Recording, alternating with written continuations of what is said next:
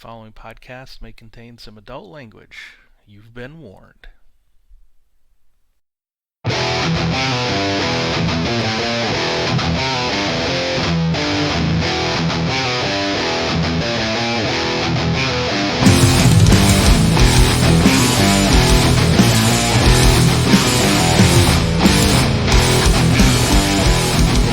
Welcome to Finding the Narrative, a Genesys RPG podcast. This is a show dedicated to the Genesys Role Playing System created by Fantasy Flight Games and produced by Edge Studio. A show in which we, your hosts, discuss all things Genesys from both the player's and a GM's perspective. I'm Tony Fanning, and with me as always are my good friends and co-hosts, Chris Holmes and Stefan Dragonspawn. How we doing, fellas? Starting with you, Chris. How you doing, homie? I am tired, recovering from my time out in the desert last week. Golfing. Trying to golf. Getting sand blasted by... Man, I golfed in 30-mile-an-hour winds in the fucking desert. Ow. Let's just say I almost got like a nice clean shave while that was going on. But anyways, yeah, it was pretty fun. For the record, was someone holding a gun to your head telling you had to do this? No. Oh, you're way more motivated than I am. Buddies. I was hanging out with my buddies. You know, my buddy Scott has put together this hackers tournament that's been going on for years and whatever, and he's the guy that introduced me to D&D. So, you know, we reminisced and we tried to game. No, we didn't game. But how you doing, Stefan? I'm doing good. I'm in beautiful downtown Bloomfield on location, so with the windows down in my car and in the parking lot of an abandoned convenience store and a garage on the other side. If you see a helicopter throwing turkeys out, run. Yes, yeah. Frozen turkeys. Oh, I swear they could fly. Well, wild turkeys can fly, but not for very long. My friend Daryl came over from Montreal over the weekend, and we had fun. We played some Dice Throne, card/dice game, another board game with my husband called Pompeii, which is Michael likes, and Unstable Unicorn, which is always fun. It has the non-safe for work expansion. So nice. Yep. Daryl, otherwise known as the Gaming Ho. Yes, the Gaming Ho. Today we went to one of our favorite breweries by a nice river. It was like an old building that they renovated. So it's a nice pub/brewery and patio. And yeah, so we had a nice meal there, and we hit on our server, Davis, mercilessly, Michael and I. So he was a good sport about it. Nice. So yeah, now we're back here, ready to talk about Genesys. How are you, Tony? I'm doing all right. First day back to work today from the weekend off. Wasn't really a weekend off. It was an emotional roller coaster of a weekend. My youngest son moved out. He got his own place, and I helped him move. But in the process, had both my boys all evening, Saturday evening, to hang out, and that is what life is all about. So, yeah, it was. I was an emotional, bubbly ball of man meat by the end of the night. But hey, you know, nothing wrong with that. That's right. That's how Stefan likes his men. Yeah, bubbling. Yeah. Bubbling in the heat. We were drinking mead. Awesome. Yeah, so it was a good time. Good. That's awesome. But we're here tonight. We're going to do episode 89, which is the second part of our deep dive or blueprint viewing, I guess. I don't know. Sure. Review. Of the gear creation system in the Keyforge setting. And I've entitled it, All Right, Suit Up. Mm-hmm. Yep.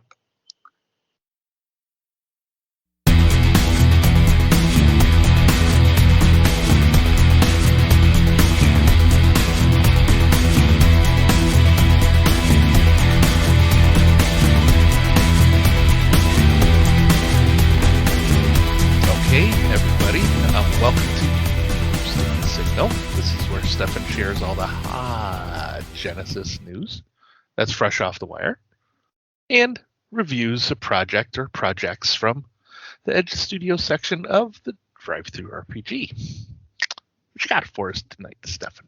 Well, thank you, Chris. I've got two little things, two products that came out recently. They're tied in together because the second one is a supplement to the first one from our very prolific friend of the show and Genesys writer Chris Markham. A product called Arcanum, where magic is real. So it's like an alternate Earth, where so a little bit. You could think of Supernatural maybe, or Buffy the Vampire Slayer. Not even that. Sometimes just like Dresden Files or other series where magic is something that exists as well as supernatural creatures. So in this one, he writes that briefly, an alternate Earth where a great comet in 1901 came close to the planet, unleashing lots of magical energy with ley lines erupting all over the world. Things that were legend or just myth are now coming to the fore. Powers that, as he says, once reserved for those who spent decades mastering even minor abilities that were now manifested in everyday people. So he builds it a little bit as a spell noir environment. So you've got gangsters that exchange spell attacks and bullets. Vampire nightclub owners make deals with demon touch mob bosses and eldritch horrors. So maybe a mix of Cthulhu as well thrown in there. So makes me think of that show that was just on, what was it, HBO Max? What was that, Tony? That we watched that had the women that had mostly women that had the superpowers or whatever kind of. Oh, you had to ask. I don't know. I did. Forgot what the name of it was, but it was cool. Yeah. We'll remember. Yeah, we'll think of it. We'll remember it later, probably. Yeah. That one, by the way. That's it. All right. So just to add on, okay, so he includes 9 archetypes of humans and variants, including the god-touched, demon-touched, psychics, etc. Well, there's careers, adversaries for the spell noir settings, new skills and talents. It talks about the psionic disciplines, a little glossary of terms and vocabulary for that period of time, and a lot more detail. It's pretty well written.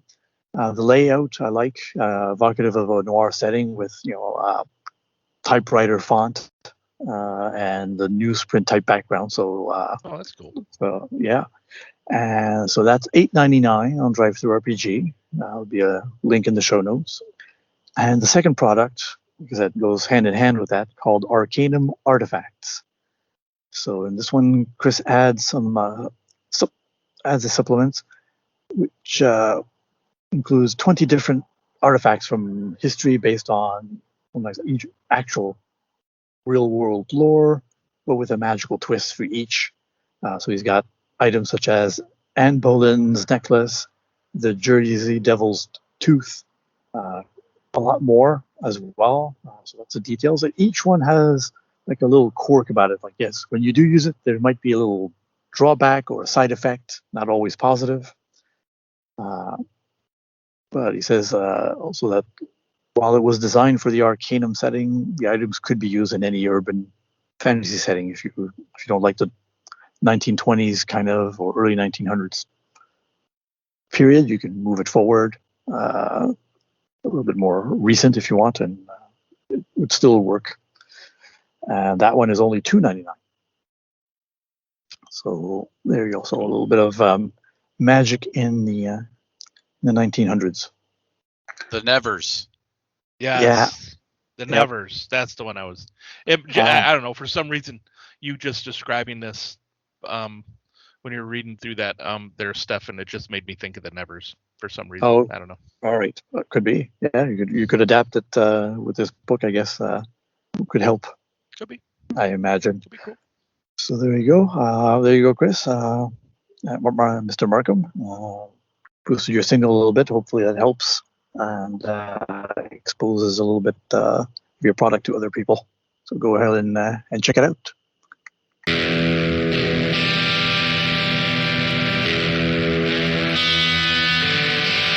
All right. Welcome to the Books of Genesys.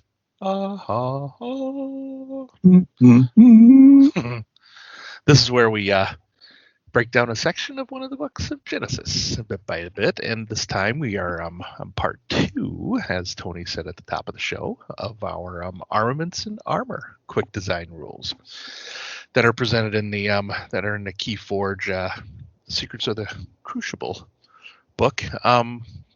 Start on page armor section. Starts on page 142. So last time we talked about the weapons. This time we're going to be talking about the armor. Let's see. So basically, what we'll talk about here is we're going to go through, like the basic armor on table 3-3. Starts with a starting profile for your armors. Now, keep in mind, there are a lot of different types of species that are in the Crucible, right? Oh, yeah. Anywhere from your amoeba there, Tony, to, I don't know, little Martians to, maybe incorporeal beings. Yeah. A little my 10-sided die here, or something, right? So you want to keep that in mind. The body type might not necessarily fit a member of a species, but this is gonna pretty much try and cover all of the different aspects of armor to give you that protection, whatever species you may have. So, I think the best way, Bart, to start is let's go over what are these basic armors that we can start with. What do we have here, gentlemen? Who'd like to start that? Well, I'll start. Okay. So the first entry, simple enough, is standard clothing.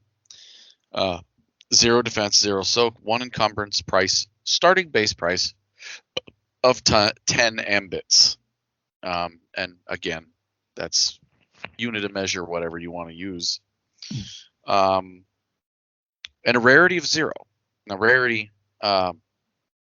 will come into play for some things, but not really for this, I don't think. Unless your GM has a limitation on what he wants for the total rarity of an item. Right. But yeah, that's not much to that. And then the second entry, I'll go ahead and read that, and then I'll let you do the other two, Stefan. Second entry is durable clothing, which is similar. It's got 0 defense, but it's got some a little bit of soak to it. With 1 soak, it's still encumbrance 1, 50 ambits base price, and a rarity of 1. Stefan. Yep. Then we go to actual armor. There is light armor, still 0 defense, but this time we go up to +2 soak, an encumbrance of 2, a little bit pricier, of course, at 500 bits, and base rarity of 2. And then finally, the heavy armor. This has a bit more weight to it, more substance, has 1 defense, and +3 to your soak. And then 3 encumbrance, a bit heavier, base price of 1,200 ambits, and a rarity of 4. Yeah, so you probably have like those armor plates and whatever, give you that defense or whatever. Yeah, that's it. Some hardened plates on the shoulders, a breastplate, perhaps. Awesome. All right. So yeah, so once you selected your basic armor, what your armor is going to start with, then like the weapons, you'll want to start selecting the traits. Now, these traits are not if you're using like the hard points and attachments system. These are not attachments. They're not those things.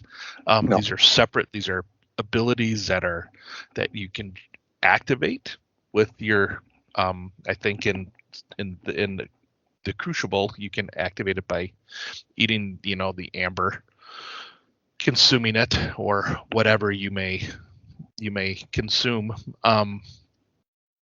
So like I said before, a lot of these armors, should be designed for your specific character, whether it's a small little Martian or a big Saurian, large Saurian or whatever. Those big giants. One of the big giants, yeah. Or, unlike a certain movie, if you have your balls on your chin, you're going to have armor plating there.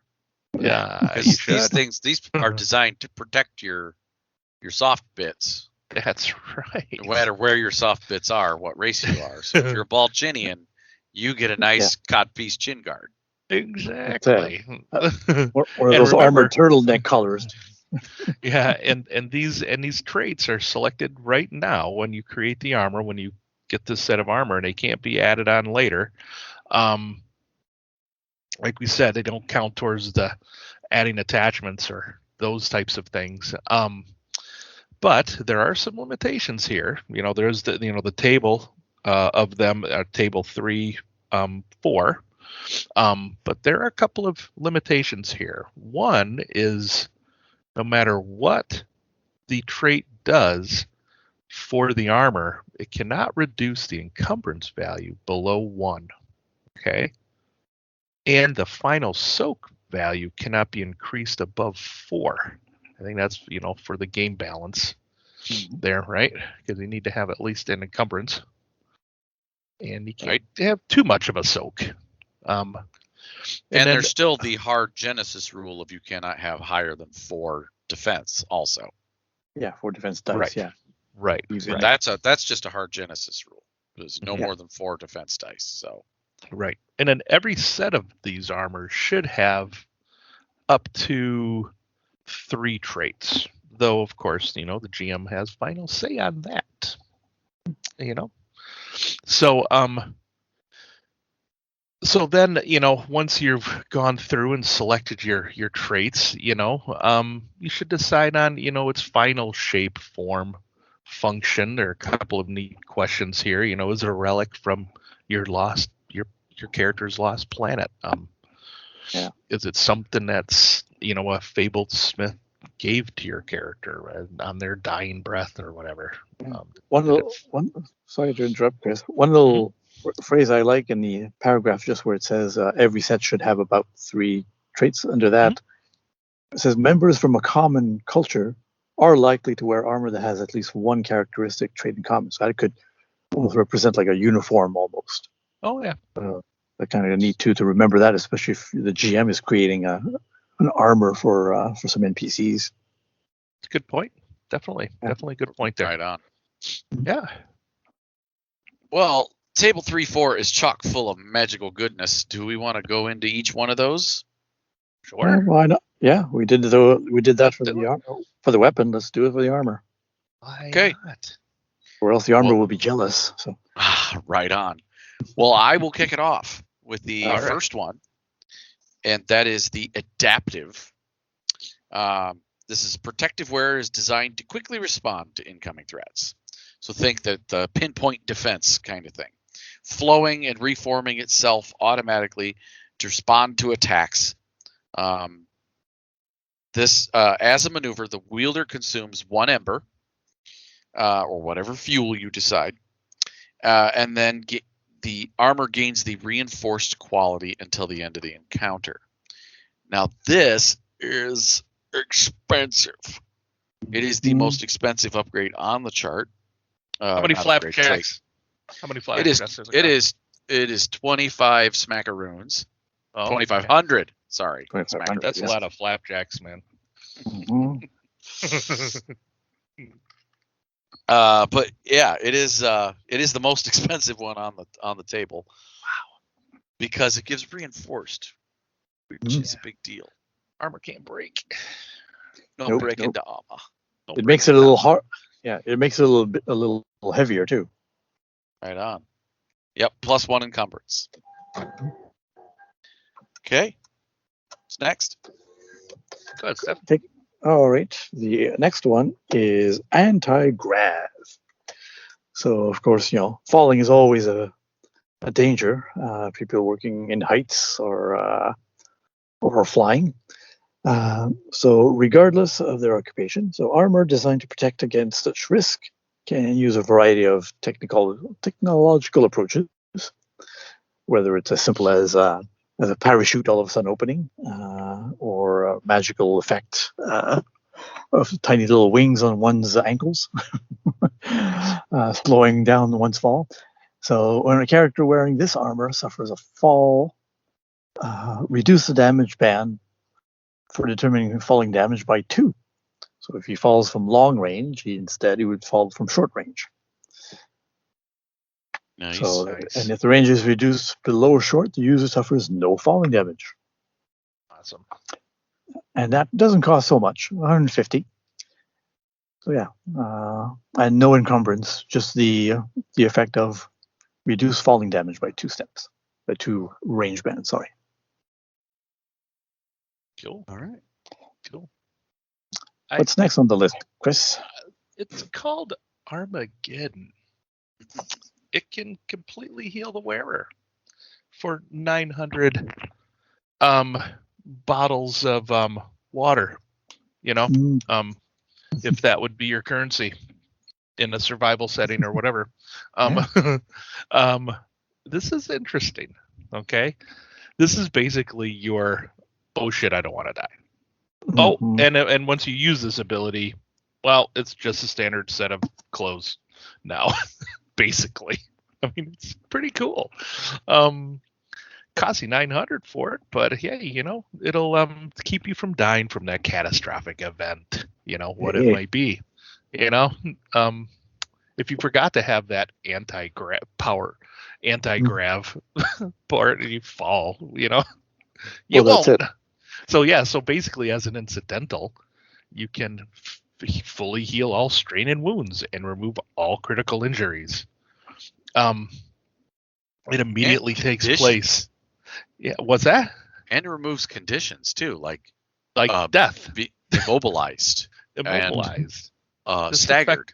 This effect automatically and immediately takes place if the wearer dies. Yeah, so it will remove that death condition as well. So that's a good one. Nice. All right, next one is attractive. The clothing or armor is fashionable. It's fashioned to really bring out the refractions in the wearer's eyes or enhance their distinctive scent. I'm wearing musk armor. A character wearing this armor with this trait adds a boost die to their first charm check they make in each encounter. Yeah. And on the table, it says just adds boost die to first charm check. 25 mbits. Not a lot. Cheap. No. There you go. But it's very specific, so that's what. Musk armor. Yeah. It's a thing. Musk armor. It's a thing. That's right. Chanel number 5. Musk armor. That's great. Go ahead, I will have 2 of your musk armors, please. Yes. I have 50 water bottles here. Go ahead. All right. Then the next one is bone weave. I could see where you would get that wrong. I understand. Well, yeah, exactly. Well, I spent the weekend with my sexy gaming hole. So. Oh my. Oh yeah. So this and on stage. Yep. What happens at Boromir's Keep is on the Finding the Narrative podcast. Apparently. Apparently. No, okay, seriously. No, there's a bone weave. So reinforcements crafted from bone or similar materials provide the armor with additional protection. So in this case, it adds +1 to soak, but +2 to encumbrance for an extra 250 macaronis. Nice. Because bone, I guess, would be very cumbersome to fashion. Mhm. So you get that plus one soak for an additional encumbrance cost. I'd even give it a boost die on intimidation checks, to be honest with you. For Yeah, people who good. are particularly affected by people wearing other people's bones. Well, yeah, Those are the especially bones if of those, my people. What? yeah, especially You if the know? bones are dragons. A Well, little bit of that lingering dragon fear going through. maybe. That Never could be a knows. circumstantial. That could be a circumstantial boost die too. Oh, of course. Yeah. I mean, Yeah. you're wearing fairy bones, but you're dealing with this. They're not going Probably to care not. that you're wearing Right. fairy bones. But you're wearing No. fairy bones and you're dealing with the untamed. It's going to Well, matter. It probably Yep. would. Yeah. They'll go, hey, wait a minute. That's Yeah. not nice. That's Yeah. my Uncle Carl. Yeah. I know. I'm a phrenologist. Yeah.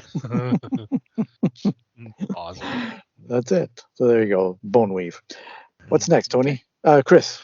What was it, Tony? We have a brainwave interface trait for this type of armor.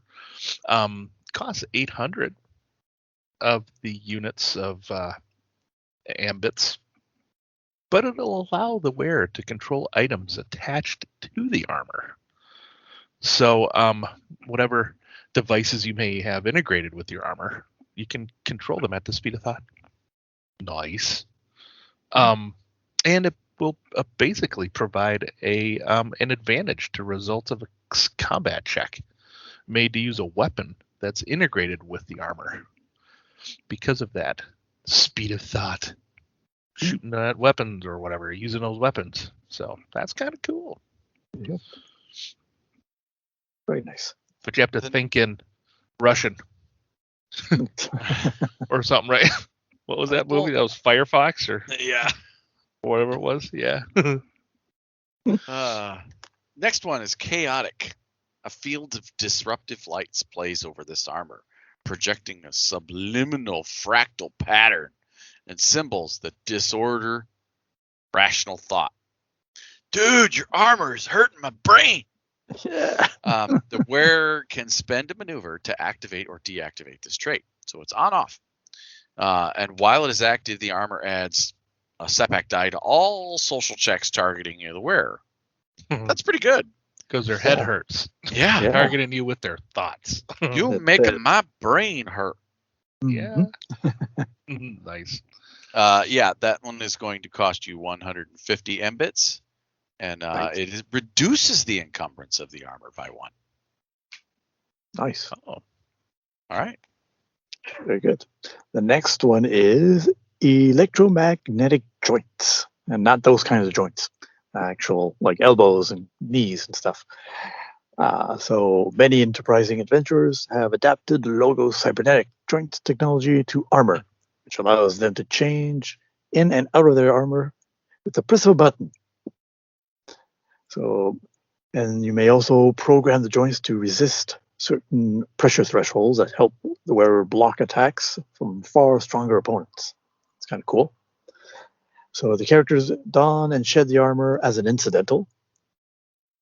Pretty quick when you were sleeping and your friend was on watch and he failed to notice the creeping threats. And then while wearing this armor, they gain melee defense of 2 instead of 1 when they perform the guarded stance maneuver. That's one of the maneuvers that not a lot of players that I've seen use. Sometimes they forget about it. But it's there. So that might help them remember that maneuver. And Yeah. that costs only 350. Not bad. Not bad. Yep. So next we have enhanced, which costs 50 Pop-Tarts, if that is your unit of currency, if you want to use those. It'll add a boost die to non-combat brawn or agility-based checks. So I like boost dice. yeah, you do, and it just basically provides a wearer with greater strength and speed, which, I don't know, why limit it to non-combat checks? I don't know, probably for balance, but I'm thinking because you're probably only limited to 3 traits, I would, if you bought a second enhanced, I would include combat, brawn, and agility based checks, a boost die to anything. I would say, because it's really, you'd only be able to, you're using 2 of the traits, right? Under 3. Yeah, you could do that. You could limit it a little bit. Would be fair. I don't know. Sometimes things just doesn't make sense to me. Sometimes these. Yeah, that's a good suggestion. Yeah, you can try it, and like if it's not balanced, you chuck it. Allow the Or player you make it more expensive. Or you just make it more expensive. A lot more expensive. Yeah. Think so? Think it'd be that much? I'd triple the cost. 150, 200 upwards. I would triple the cost easily. Easily, yeah. Not double it, triple it. Okay, that works. Next one is ether. So yeah, it's for putting people to sleep, right? No. The ether is a cloud of sedative gas can be made to emerge from the suit. So it is. It is for putting people to sleep. Yeah. Though the substitute is filtered away. Sorry, the substitute is filtered away from the wearer's own respiratory system. The wearer can spend maneuver to activate or deactivate this trait. While active, other engaged characters suffer 1 strain to start of their turn. You just have a bunch of gas around you. Yeah, I'm just gas around you. Spewing knockout gas everywhere I walk. The ether trait only costs 1 to 100 bottle caps, and that's it. That's great. I'd say you could change the kind of the look or the trapping of this, and like the armor is so bland, it's boring. It just puts people to sleep. Like it makes you seem boring. This guy's so blah. Putting me to sleep. Wow. Armor of apathy. Yeah. I don't want to fight this guy. He doesn't parry. He doesn't parry well. He's just standing there. Hey, so there you go. Right on. Then we've got flame wreathed. Flame wreathed sigils creates an aura of flame around the wearer, often taking the form of flaming wings or tendrils that automatically protect the wearer from nearby attackers. So the wearer can spend a maneuver to activate or deactivate as well. While it's active, the armor gains 1 defense. Also, if they are targeted by a melee combat check, the user may spend a despair from that attacker to suffer. So that attacker suffers 4 wounds from the intense heat. Nice. Yeah, and when making a combat check, they can spend a triumph to also inflict 4 heat-based wounds onto that target.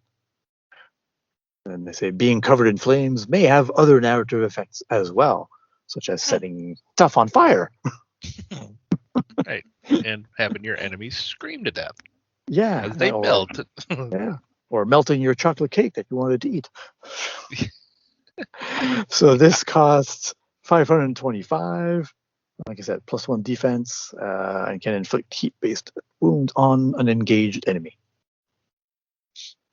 Nice. And a little bit, I could see this as not just melee attacks. They say they specify melee, but could be brawl attacks. I mean, if you're actually having some guy in a double Nelson, that could be a searing double Nelson. Could be. Yeah. Definitely.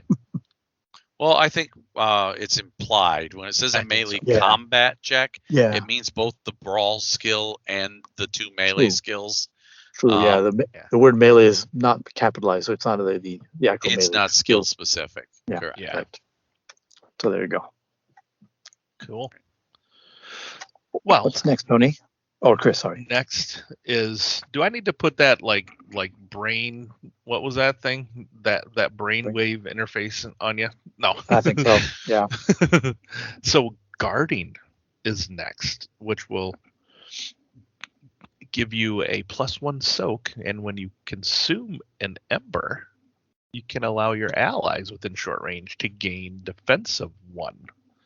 And this is for 400 ambits for this. And scrolling down to the flavor text here, yeah, this seems like it's more of a how would you flavor this as what this may look like? It says embodies the values of kinship and mutual defense, reminds its wearer of their commitment to protect a sacrifice for the greater good. Yeah, so it's a maneuver. It's a maneuver to consume the ember, then to grant your allies a defense while you're engaged with them.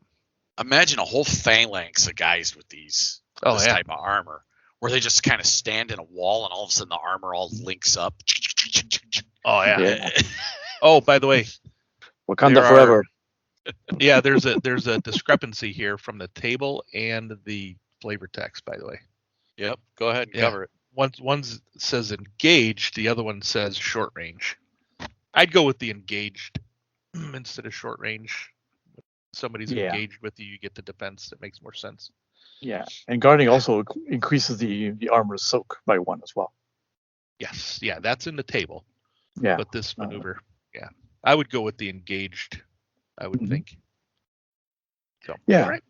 Or like your ether thing, not ether, which was the other one you said that you could add it twice for the enhance, add twice guarding, and that could increase the range to short.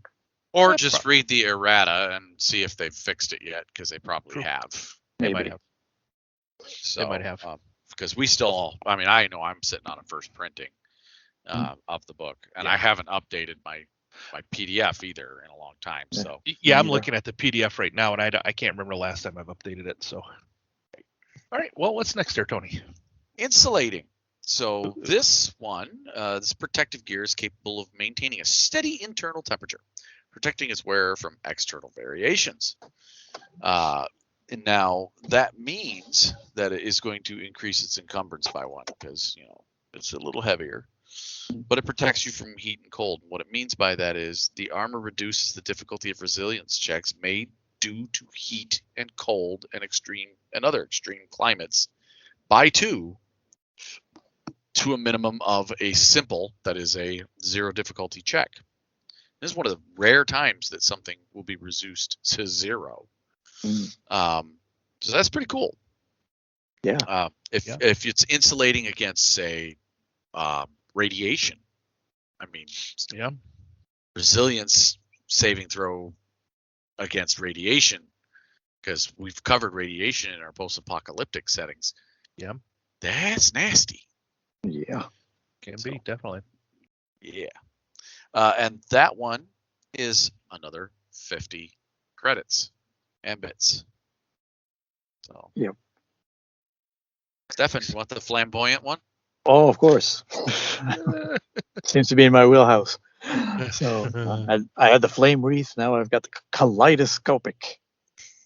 So the user's appearance seems to colorfully flicker and fragment, and targeting them is almost impossible.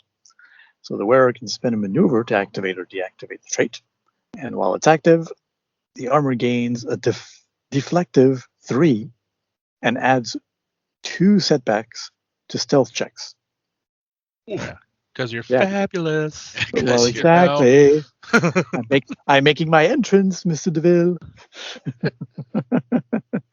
And that costs 400, but you can't put a price on such fashion, such a fashion statement. So you absolutely cannot. But but 3 deflected. That means 3 points of defense. You ever seen my Bifrost armor? Yeah. Yeah. Which actually brings us to this little quote by Dodger here, right next to kaleidoscopic.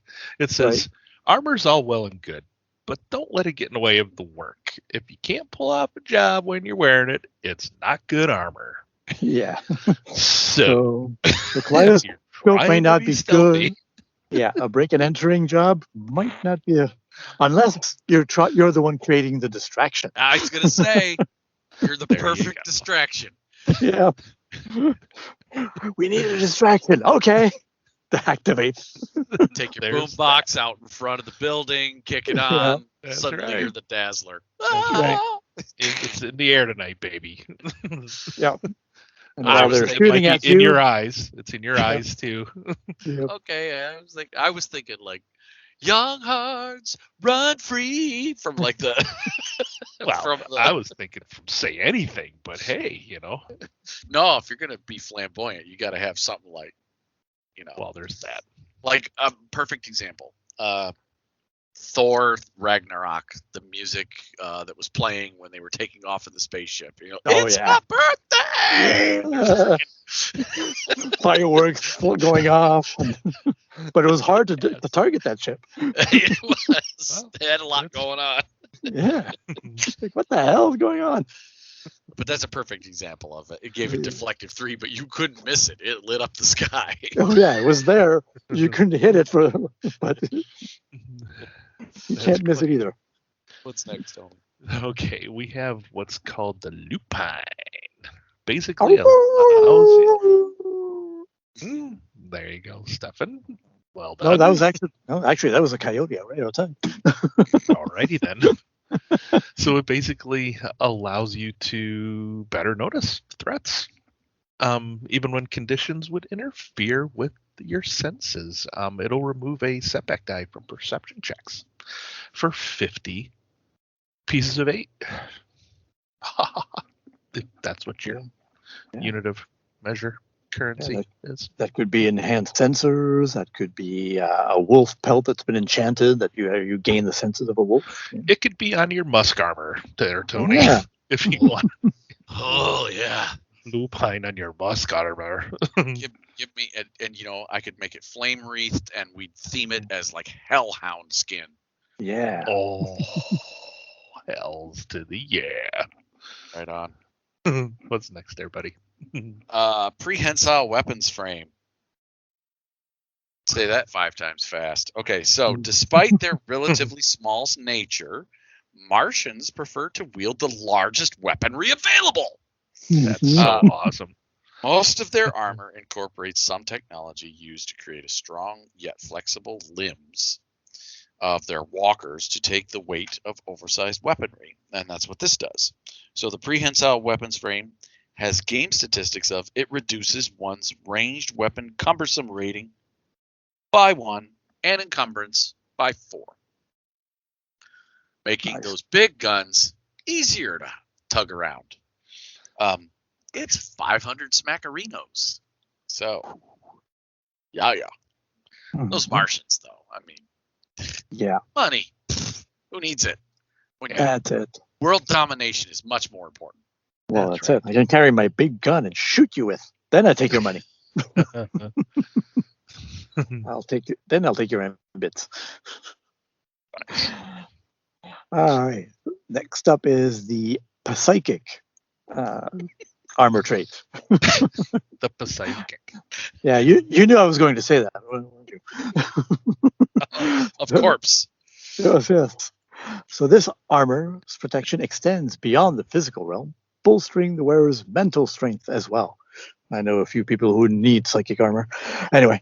You mean people who need their psychic strength enhanced? Yeah. Their mental strength? Yeah, I know a few people.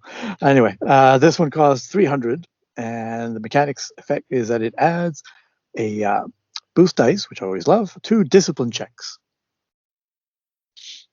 Cool. So some kind of, maybe headband that reinforces one's defenses against distractions and so forth. So. Cool. Mm-hmm. All right. Well, next we have the quantum trait, which will add an encumbrance. Will give you defense 2, but it costs 250 ambits to redirect energy from close combat attacks into Tony's ether that's surrounding his armor. Oh, into the ether, into Netherland. into the nethers. Whoa. Whoa, Whoa. hello. Not my Look out. nethers. Not my nethers either. Nether regions? No. Yeah, so yeah, it's like it just kind of redirects attacks, energy attacks coming in somewhere else. So Yep. Coolio doesn't suck. Those setback dice always helps. You can't get Right. hit, you won't take damage. So what do we Right got next on. here, Tony? Oh, rockets. Well, yeah. So this is interesting. It allows the wearer to jump to any location within long range. 800 mega coins. Nice. So this suit has blast engines affixed to various joints and locations, increasing the wearer's mobility. The trait enables the character to stand up from prone as an incidental, so it doesn't tell you that in the chart. Don't But it also says once per encounter here, the wearer may instantly move to any unobstructed location within range. So it is limited. You don't have a lot of jump juice. No. So when it says unobstructed, are we talking straight line? Well, I mean, you can't leap through a closed door. It's basically saying, Over a fence. unobstructed. Mhm. You can't. It can't be blocked. You can't just. It's not Right. teleportation. Gotcha. Cool. Nice. All right. So the next one is scaly. These thick scales dampen impacts while also providing significant reinforcement to the armor. So the mechanical effects on the table is +1 soak, +1 encumbrance for 325 scales. For Serpentor. Yes. Serpentor. All hail set. Nice. Thanks, Tommy. What's next? Yeah. All right. Chris? Well, for the low bargain price of 100 golf balls, you could seal your armor, but it'll cost you 1 encumbrance to do it, though. Now, what does that mean when it's sealed? Sealed and scaly. Yeah, sealed and scaly. It's basically a full body suit to protect you from hazardous environments. It'll Like musk supply armor. you with musk. Well, the musk might be on the inside. If it is, watch out. It'll provide you with an hour of independent supply of atmosphere, appropriate for your respiration. Protects you from airborne toxins, vacuum, and drowning. Mm-hmm. Doesn't suck. Right. So Yeah, that's right. that would Kind be of like a space suit or diving suit. Yeah. So unlike, what was that one that you went over, Tony?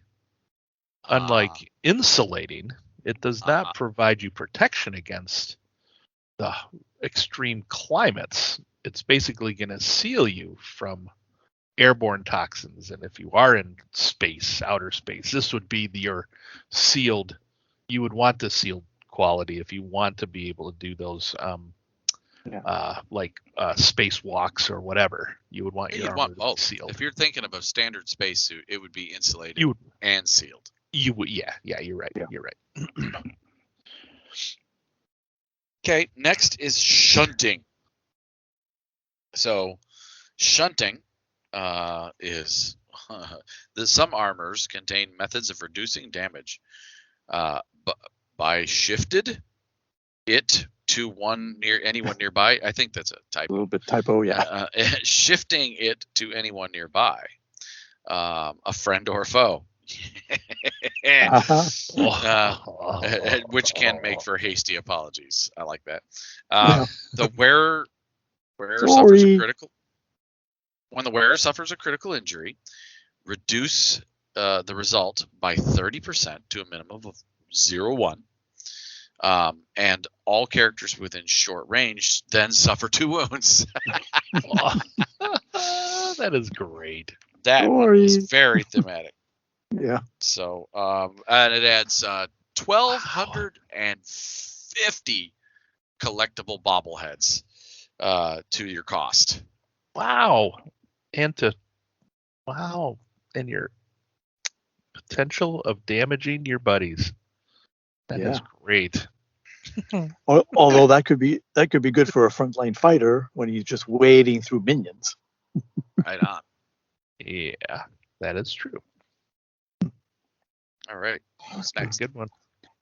The next one is silent. There's noise dampening devices within the armor that counter any sound that the wearer produces. So it adds a boost dice. Again, I like boost dice. So shh, don't tell anyone. But it adds a boost dice to your stealth checks. Shh. What? And it only costs, very, very small amount, just 50 mbits. Don't tell everyone because they'll all want some. Awesome. Now our next What's one. next, Chris? Our next one is smoking. This one makes you look good. Oh, wait a second. Not that kind of smoking. You basically have a bunch of douche flutes all over your armor. That's just kind of out there. You're right. Yeah. Providing a nice smoke screen, fog, bank around you, giving you a defensive one. Adding a setback die to any perception checks to notice you for the low cost of 150 of those douche flutes. And basically you can spend a maneuver to activate or deactivate the trait. So, and there's a note here, GMs, at your discretion, this may not work within some environments or in some weather conditions. So, I would say in heavy wind conditions, maybe, in a hurricane or wherever, probably won't work. Near a tornado. Near a tornado, that's right. So. Underwater, maybe. Might be. Unless it's adapted for water. That's another matter. Underwater, maybe. Just squid maybe cloud, not. maybe. True. Yeah. That is true. Next. But it doesn't say anything about, but the thing is, it doesn't say anything about you being able to see out of it. You know what I mean? Yeah. It creates this fog cloud around you, but it doesn't say anything about you being able to see outside of the cloud. So it seems like it may provide that setback die to you as well. I don't know. Could be. A little confused on that a little bit. So I don't think it should hinder the player who has I it. don't They think probably so. have a method to get around it, to see around it. think so. Whether it's shaped away from their eye sockets or whether it's they have built-in seat, you can special visuals in the armor, whatever. Yeah, it would almost have to be a full body one too, right? Because if there's this fog or haze around you, wouldn't want to. Magical. Could be magical. Yeah.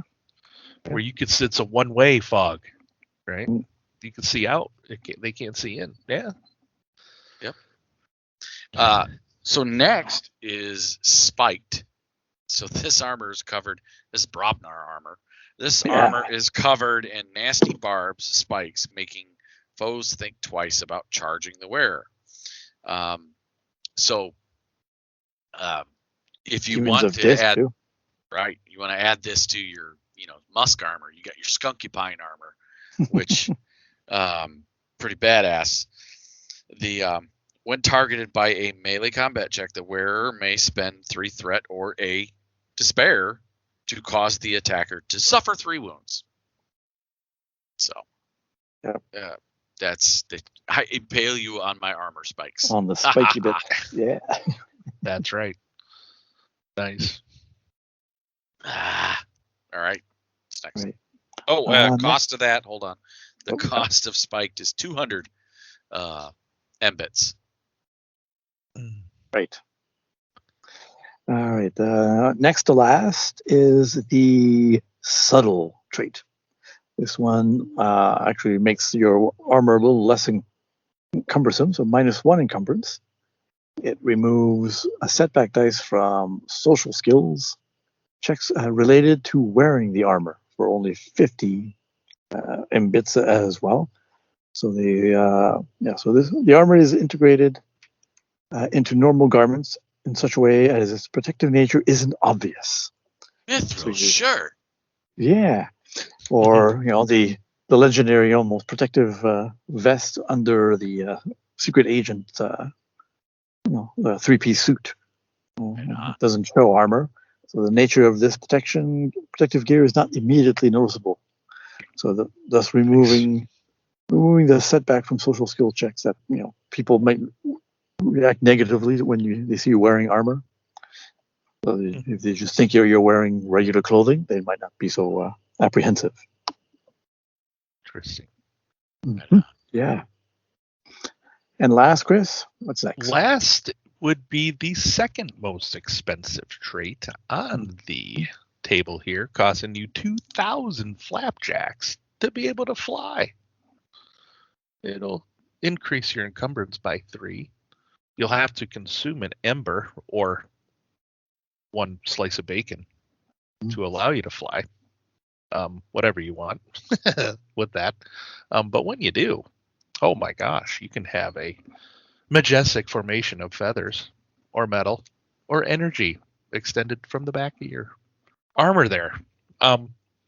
As a maneuver, you can consume that piece of bacon, and you go to the core rulebook on page 100. You will get the fly capability for in the encounter or in the narrative scene, though your GM might call for a piloting check in a dangerous condition. And of course, a despair would result in it being depleted at the end of your character's turn, and you run out of flight power. Oh yeah, and it says also means that if your character doesn't make it to a solid ground by that point, they're in for a fall. So yay! Right. Yay for the despairs. Well, hopefully you have that attachment that helps you shorten the falls. Yeah. Well, like we did last time, guys, we kind of did a cool known weapon out there. Before we go into that, though, I have one quick go back, though. I had a okay. note on one of these called shunting, and just nobody listens to this or whatever. The last sentence in this on the shunting description, it says all characters within short range suffer 2 wounds. Characters, that means any bad guys and good guys in the area, not just PCs. We're talking NPCs, bad guys and good guys, right? Right on. Okay, so then this book basically characters is anything with a wound threshold would take 2 wounds. Yeah. Okay. Just wanted to make that clear, because when I first read it, I was thinking, oh, that's kind of cool. You get this ability, but you can only wound your buddies. Yeah. Right on. So, nope. Makes good sense. They do mention in the paragraph just above that it shifts to anyone nearby, friend or foe. Right on. Right. Okay. Got it. So it can be a blessing or yeah, exactly. or bane. All right, Tony, go for it. So going on with what we had done last time, where we made the gun from the Fifth Element movie, right. I've chosen a very iconic armor creation montage, where in the Iron Man Mark II suit. Now that is as it's being manufactured before the weapons have been added. So we need to decide, what 3 qualities do you think this would get, gentlemen? I have a list here. All right. But go ahead. I think. Okay. I'm thinking first, Chris mentioned it earlier that it was a brainwave interface, but we could reskin that to be an AI interface, because he, Jarvis is attached and he's running systems separately and doing all kinds of things on his own via voice command, which is the same as pretty much, thinking the thoughts. So Yeah. I think that a brainwave interface would be cool. I think so too. Yeah. Yep. Then an easier one. It's a flight suit, so Yep. it would have the winged quality, but it would be reskinned to be the hand and foot thrusters. Yeah. Not necessarily wings, Definitely. but it does have all the readjustments in the You armor could fly. to make it more Yeah, it's good. aerodynamic. Right? Yeah, the Yep. flaps and the airfoils. And I'm thinking one Yep. more. What do you guys think? I I have was thinking either the sealed one or the insulating. Either one of those two would work, or enhanced. To be honest, definitely gives them more brawn and agility. I think Okay. any one of those three would be appropriate. I think. I think sealed for sure. And of course, this being an NPC's armor, you could add more. But yeah, sealed definitely, because he's environmentally sealed. He goes up into the thin atmosphere. He isn't losing his ability to breathe, but when he gets up in the real thin atmosphere, it starts to ice over, and I wouldn't say it's insulated. He's getting cold up there. I know. Yeah, I know. That's it. So yeah. And then you could add enhanced as a GM. You'd be like, yeah, this has enhanced too. So Yeah. probably.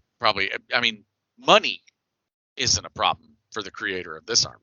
Right. No, So and it would start, would start as heavy armor, as just as a Almost base sure. already. So it already has defense and soak. Right on. Exactly. Yeah. So you probably wouldn't need. What else did they have Yeah, in like- here? You probably Well, wouldn't need there's scaly. You didn't need to add that. Well, it wouldn't have scaly. True. No, yeah, you don't need. You could have a variation of scaly, like reinforced, plates or whatever, adamantium plates or vibranium. But I mean, he probably rolled a despair on his opening flight. Yeah, And crashed it. True. So I mean, and he survived the crash. Yeah, Yeah. he could have had anti-grav, right? So he might have had Mhm. the anti-grav too. exactly. Surviving that crash. So Or was it Armageddon? could be. Could be Armageddon. Well, that Armageddon feature didn't help him later on, so it must not have been built. Oh, in. that's it had true. to have been You forgot that one. That's right. He didn't have any ember. He burned all of his embits. That's true. And no matter what fuel source you choose, if you're using this for an other system, make it something that the players are going to have access to be able to use one or two in the encounter, so that they can power their weapons and armor during in any given encounter. But yeah, that's sounds pretty much a Maybe the Mark pretty II. solid system. I think Yeah. so. Yeah. I mean, this is Yep. much cleaner than the weapons. Most of these upgrades make sense. Yeah, and even the more outlandish ones like shunting or lupine, you can still reskin in some way, ether or or The smoking. lupine. I could definitely see a ability to go into like a night vision mode or whatever with that Oh yeah, to help with perception checks for sure. Oh, Mhm. I'm thinking, definitely. like for instance, one of the bat suits had sonar. Mm-hmm. Yeah. Yeah. Yeah. There So you go. it's totally reskinnable to be sonar or extra sensory, any kind of extra sensory perception. I would even go so far as it could have the attractive trait too, adding to charm checks if you're wearing the armor. If we're talking to Mark II, right? It being very popular in that genre, right? That one was really just kind of shiny silver and bleh. yeah. Well, that's true. The Mark II. If we're talking Mark II. Yeah, okay. It wouldn't be attractive. No. Yeah, it didn't have the paint job yet. So. No, True, it didn't have the did race not. car colors. No. It did No. not. But the race car one, that Oh, probably have that the attractive. Right on. Yeah, everyone after every other armor after that, yeah, definitely. All right, folks. Excellent. Well, That's fun. yeah, that's Fun building that up. That's cool. that is our Books of Genesis segment. Let's close the book.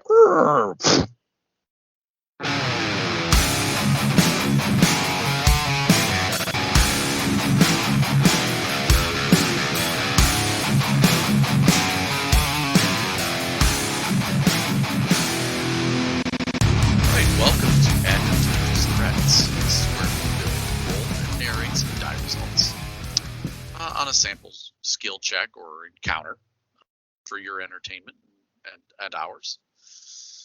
This time, I'm going to continue the little scenario that I ran for Stefan and Chris last time, in which they were recovering some stolen missiles for a Martian crime boss using the pre-gen characters that I had for my Chrysalis Crisis adventure that I wrote for the Con on the Cob 2017, I think, way back. Mm-hmm. So again, refresh them. Who are you two playing? Chris, let's start with you. I am playing Zane Toony Toons. He is he's from Luna. He is a con artist. He knows a guy, and he'll be able to get you what he wants. He can get in, break out, and he has his muscle with him, and he's glad he does. And who would be his big muscle gal? That's Pandora, love. If you need something breaking, I can do it. I have the big guns and the big arms to do so. Very nice. Boy. So last time, you guys successfully beat the skill challenge. So when doing a skill challenge, there's success means this, failure means this. Failure on your skill challenge means that you guys had to gun your way out.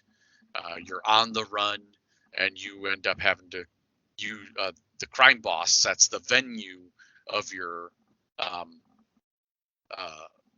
exchange, turning over the missiles to him. However, you guys succeeded at the skill challenge, which allows you to set up the venue.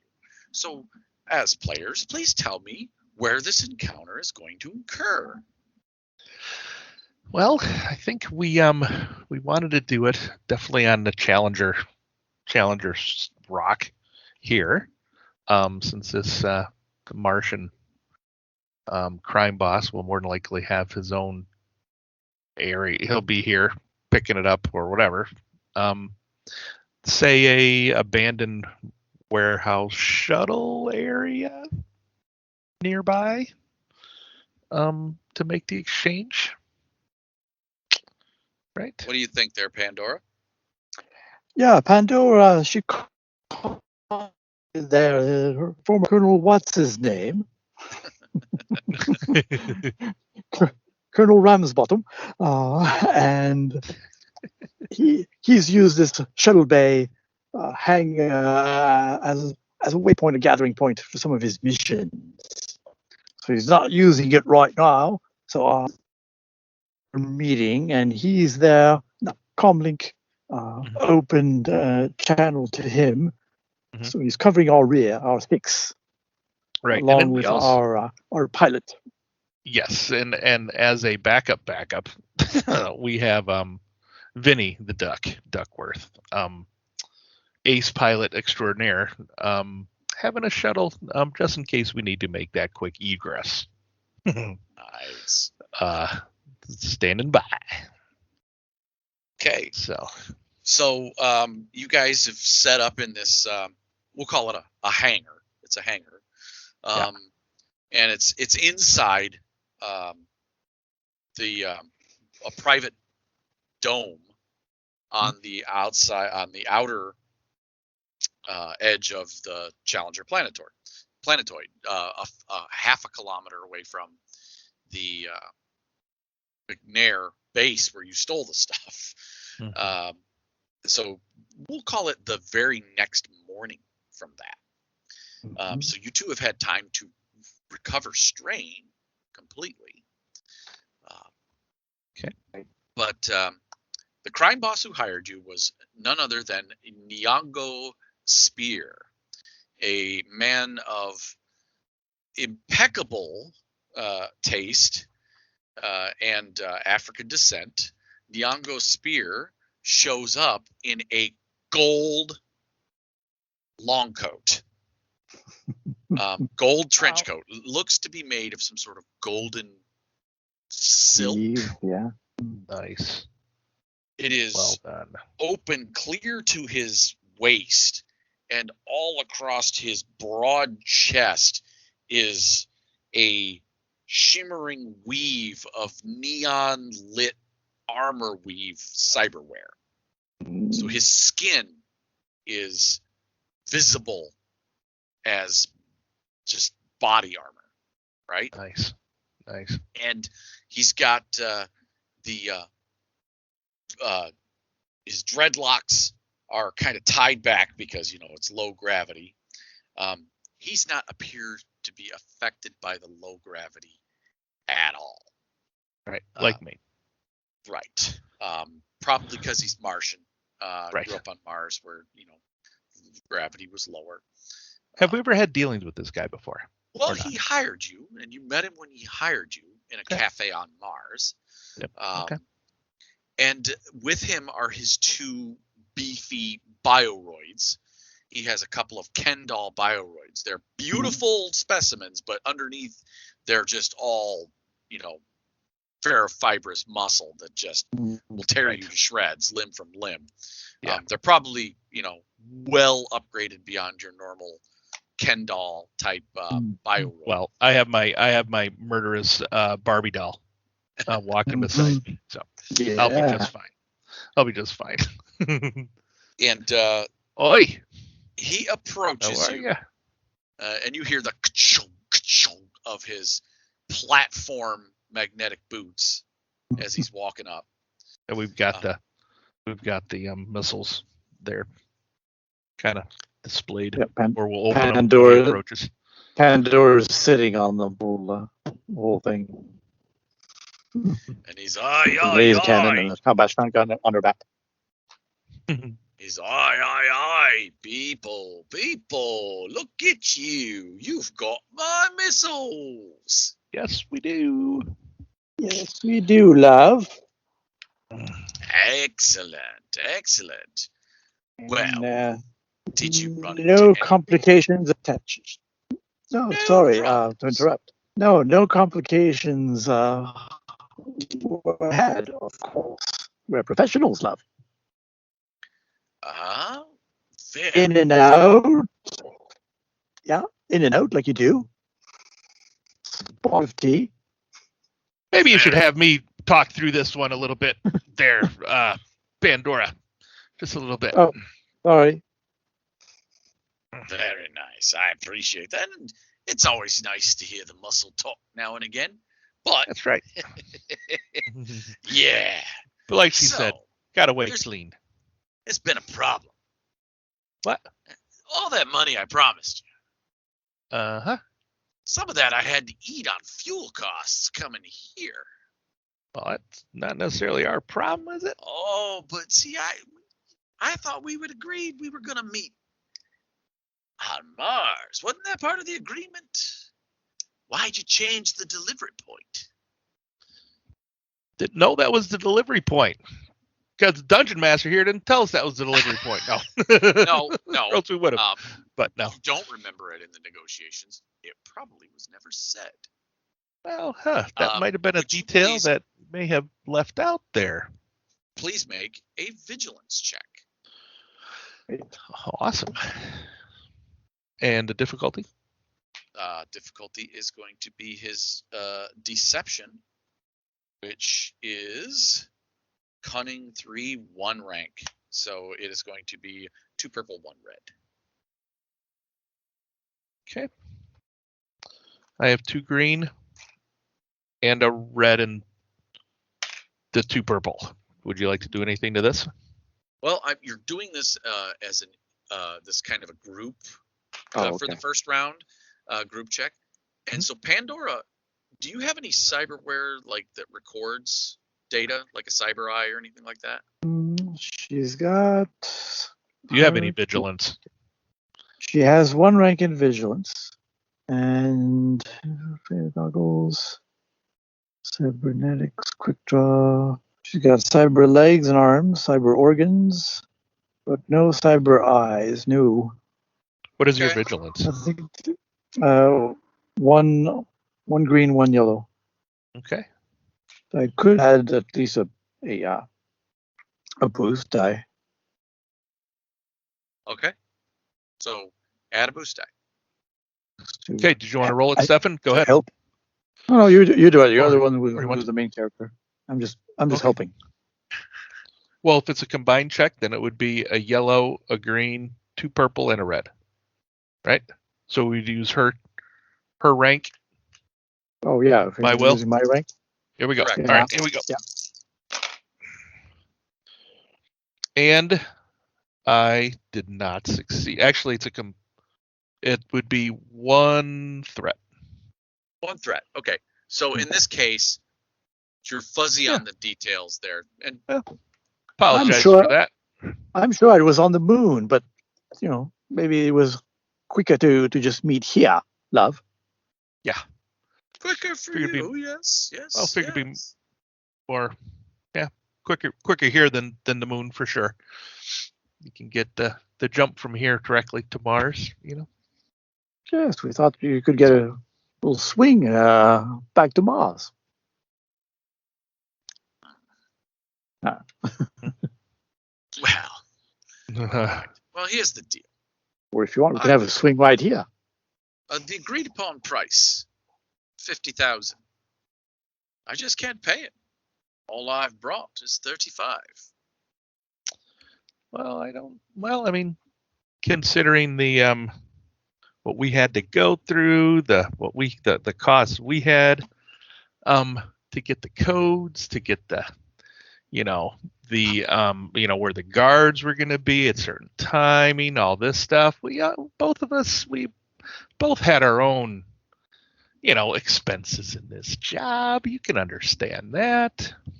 Agreed. Right? And besides, whatever you're going to be making so much more than that with these missiles anyways, right?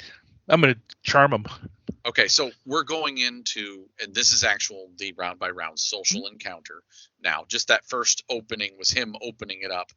Okay. And you so would I take a defensive check now in this round? So you will go, and I'm just going to have you both roll initiative first for this social encounter. You roll it normally. You knew this was coming, so you can. I'll let you choose between cool or vigilance, whichever you're better at.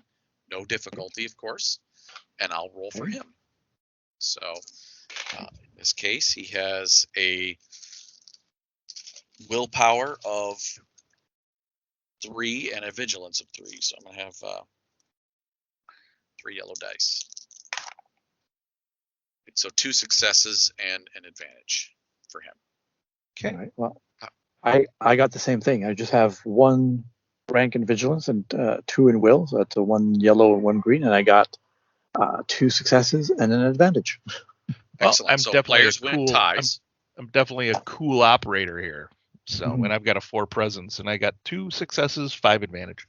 Ooh, nice. So you guys definitely go before he does. Cool.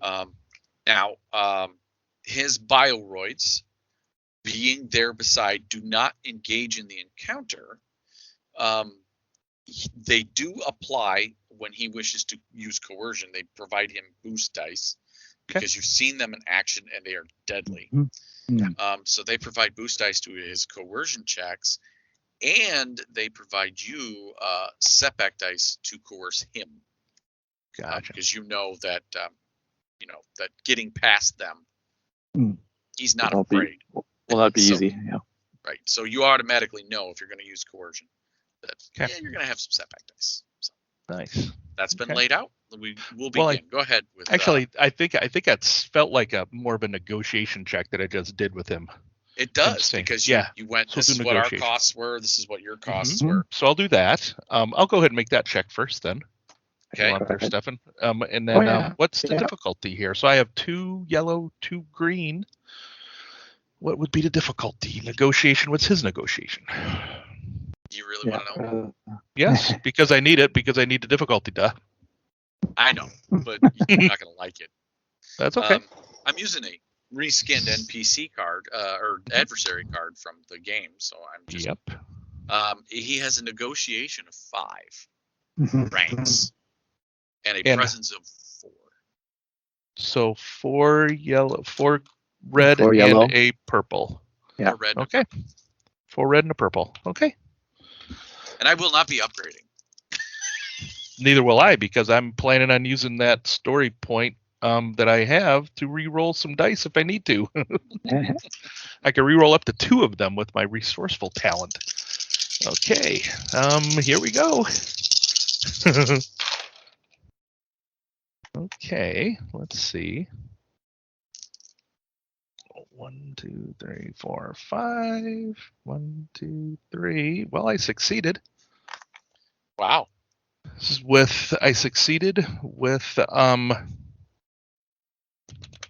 1 threat. How many total successes? I'd have a net of 2 successes. So he will be taking some strain. Yep. And I get 1, and I generated 1 threat from that. And your 1 threat will be a setback dice to Pandora because he's already dismissed her, but she's going to pipe in anyway. Gotcha. Okay, Pandora, do your thing. What do you use? Well, she's not a very social person. So it wouldn't be ranked heavy. No. Doesn't mean she's not intimidating. She could coerce. Could course a little bit. But you know Well, how yeah. it's going to be as a player. Well, yeah. No, she'll try. I don't know. I'm debating on that. Not that much of a negotiator or a leader either. Would you rather just assist for your? I think so. Okay. Yeah. So, she brings up just the occasional little point of things that may have cost or difficulties and things that she had to pull on favors of her own. But yeah. So what we'll Just do, assisting. because he only had the 1 threat, it was to go to the next friendly check. Right. So that'll be you next turn, Chris. You'll get the setback die that she didn't use, but you'll get a boost die from her. Right. For her Do you want me to roll it now for this turn or not? No, for the next one. Because we don't get her turn. She's going to assist. Yeah. This round, she doesn't do anything? No. Not much. That's what Not it sounds actively. like. Yeah. You're not doing anything this turn. Okay. No, she's assisting for next turn. So if she assists again before you go, then she can, I'll probably let Which she's doing now, right? Right. Yeah. No, I'm saying if she's basically reinforcing what you're saying this round, and then if she does that again before you next round, where she just decides to do that, then I would say it's worth aiming. It's worth a second boost die. Sweet. I'm gonna aim my muscle at him. Yeah. I think that works. That works. Okay. Right. All right. So it's his turn, and he too can negotiate. And he's like, I understand, but you understand this. Leaving my home, I was not expecting, renting a shuttle, and coming here. I mean, you stole the thing not a half a kilometer that way. It's really, really not the way we do business in this business. And he's just trying to negotiate. Right. So what's he offering? He's offering 35,000. You succeeded. So he's still negotiating with this. Yeah, he says, you know what, with what you've spent, I agree. You've done the hard part. I tell you what, I'll owe you. Maybe you can call on me for some hired muscle in the future. Think about it. We'll see. It's a minor favor. Mm-hmm. You scratched my back. I'll make sure yours gets scratched in the future. Right. Just one of you, of course. I like dealing with you. There, Toonie. Pandora's looking at one of the Ken dolls, like looking. I'd like to get him to scratch my back. Nice. All right. So, what is your negotiation? 2 red, again? 2 purple. Okay. And I have 4 yellow and a green. Are you upgrading my check? I'm not. How many points do we have? We Uh, have 2? 2 and 1? 2. Yeah. Right? Yeah, I'll do it. Okay. Let's upgrade it. Right. So we'll toss out one of those purples and throw in another red. Yeah. All right. Oh my. I've never rolled this before. Oh. Do you have I have Yep. 3 despairs. Oh, 3 despairs. My God. Holy cats. Wow. And? And net success. So I had One net 2 successes and an advantage, 3 despairs. So he's going to do 3 strain to you. 2 strain, sorry. He doesn't get the extra. However, 3 despairs. You had 1 net, you mean? Success, or how many? 2? 2. So 2 strain to you. Got it. At an advantage. So he does succeed, let's say, maybe at least on his point. So Yeah, but the 3 despairs. I honestly, I'm gonna, if you don't mind, guys, I have Yeah. one idea, at least for 1 despair. But go ahead, Tony. that 3 shots ring out, and all 3 of them are dropped. All 3 who? Of them. Oh. Him and his 2 bodyguards? Oh, okay. Wow. And Okay. your sniper, Yeah. your friend, the military guy, comes out, and he's got these really high-tech cyber eyes. Mm-hmm. And he says, "Oh, that case is full of explosives. He Oh. wasn't going to pay you a penny. I've already had 2 of my friends go out and look. Your money's in the shuttle plus an extra 50,000. Ah. Oh. Well then. That's 3 despairs. I mean, Yeah. I've never Well, heard anything like that. Yeah. I was going to suggest that maybe like the station security forces maybe we find out that some of them are closing in on the hangar and we have to negotiate faster, and that's making him Well, nervous. That's actually pretty awesome. Well, But without the explosives, so we have these missiles. That you Don't can know resell. which we could resell somewhere else. yeah. Well, let's load them up into this guy's shuttle, Yeah. I guess, right? So we got a shuttle, we got some cash. I mean, I'm sorry, it Thank- was 3 despairs. I can't think of a better way. Yeah. I'm Thank- glad I upgraded. Thank you very much, Colonel. I think that maybe extra 50,000 goes to you. Whoa, ho. Wait 1 moment.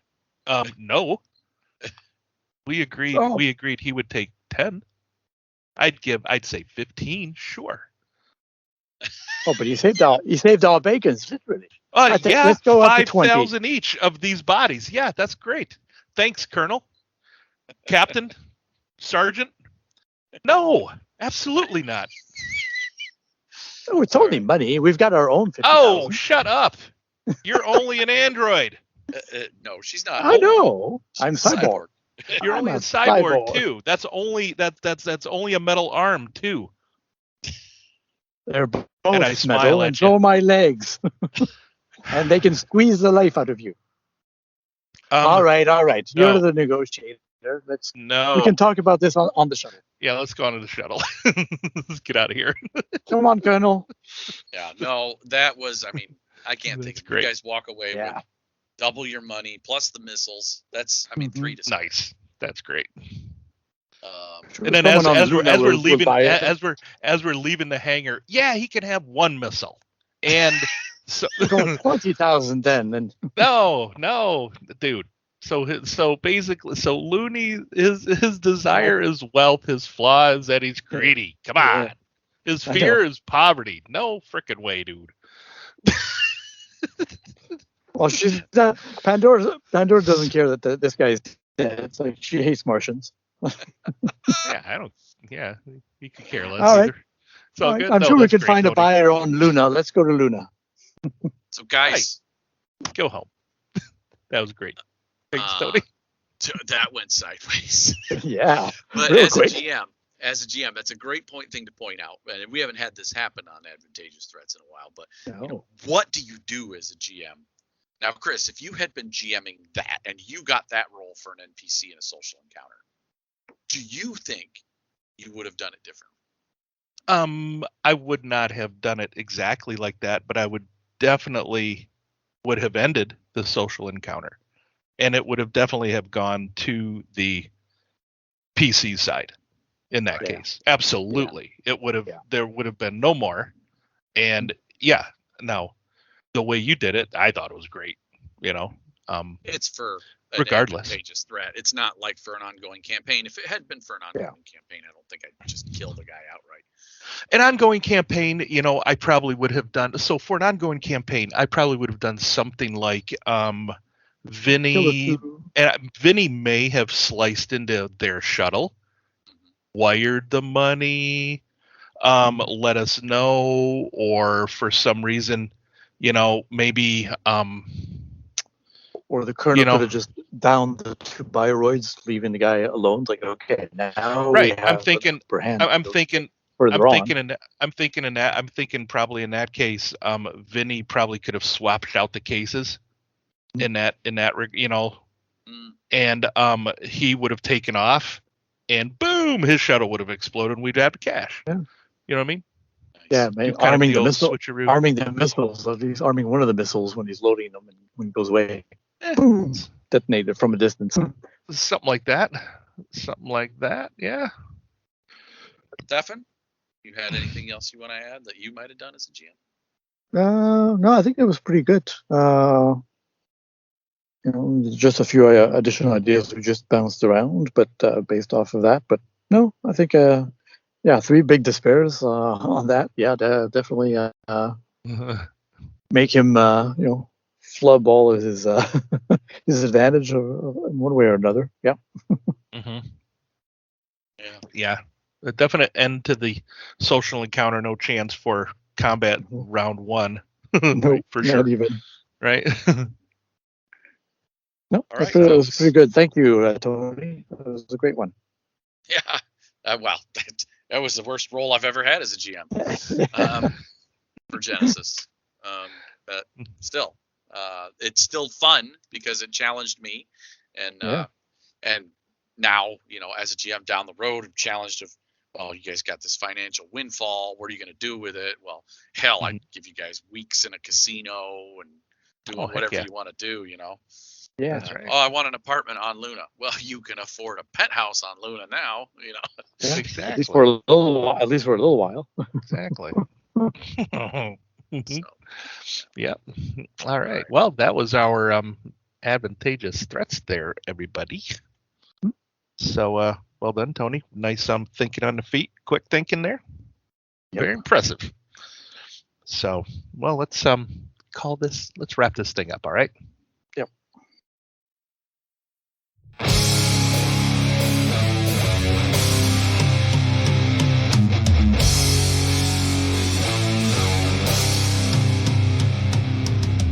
All right, so that was our episode 89, Armor Up. I hope you enjoyed it, and we had fun on our end. And our next episode, we continue our actual play series, and as Chris continues to GM Tony, Sean, and myself through part 4 of his Primeval Thule Secret of the Moon Door.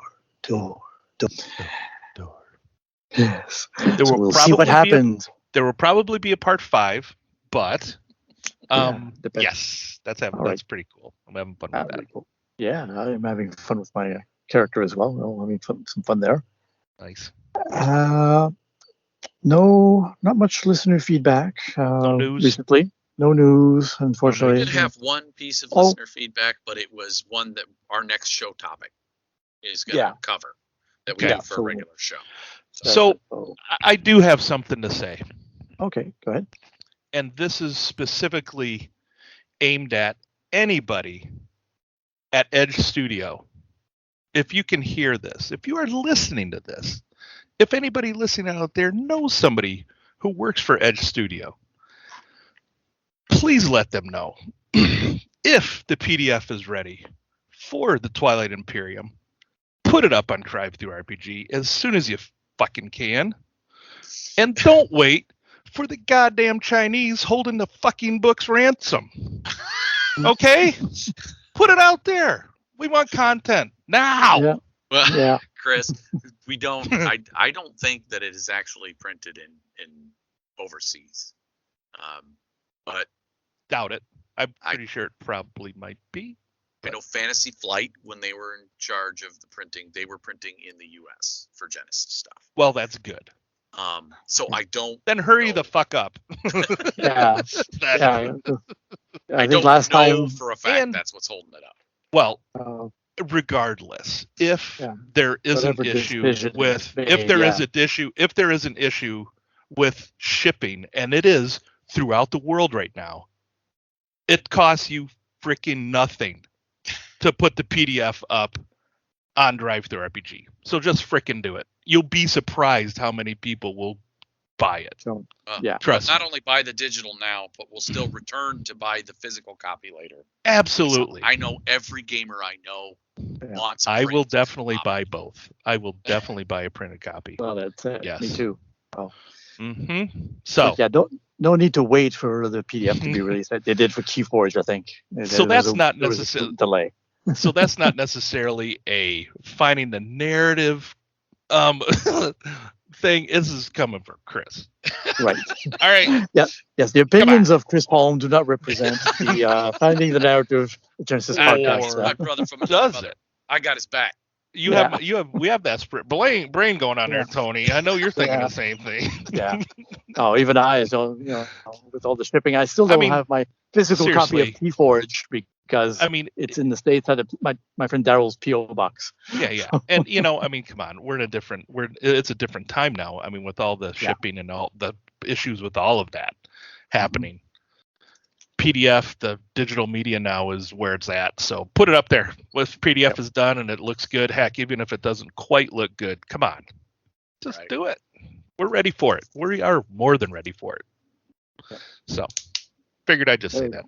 Yep. Well, there you go. That's, hey, they've weathered the storm of 1,000 people asking them when we're going to get more Star Wars content. I'm sure they can weather the storm of us saying, "Give us some fucking books." Yes, Genesys books. Come on.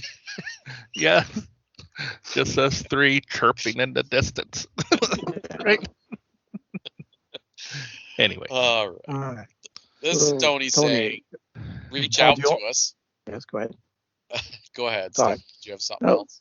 No, sorry. I was just going to lead you into giving contact info. So go ahead. Reach out to us. Tell us we're wrong to ask for the PDF first.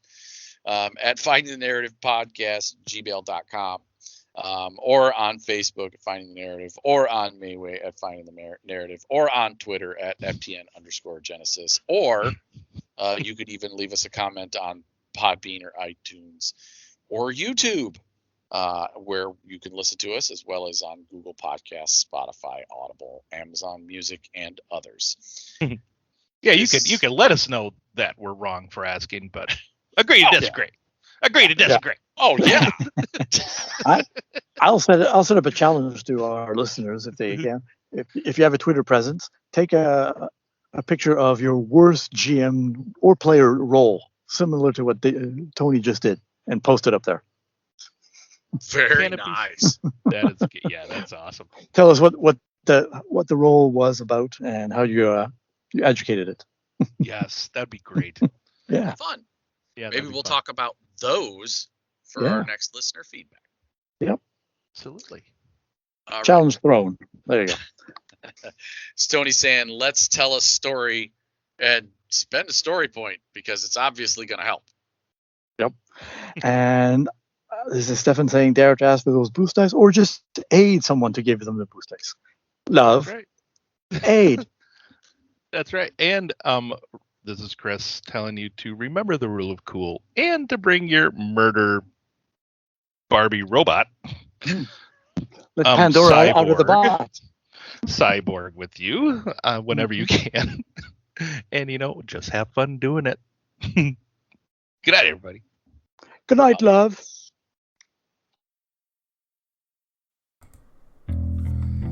Finding the Narrative, a Genesys RPG podcast, is not affiliated with or endorsed by any companies mentioned on this show. Any of the products mentioned on our show or appear on our website are the property and copyright of their respected owners. All items are used under fair use and educational and review purposes. All other items are the intellectual property of Finding the Narrative, a Genesys RPG podcast. Copyright 2021. All rights reserved.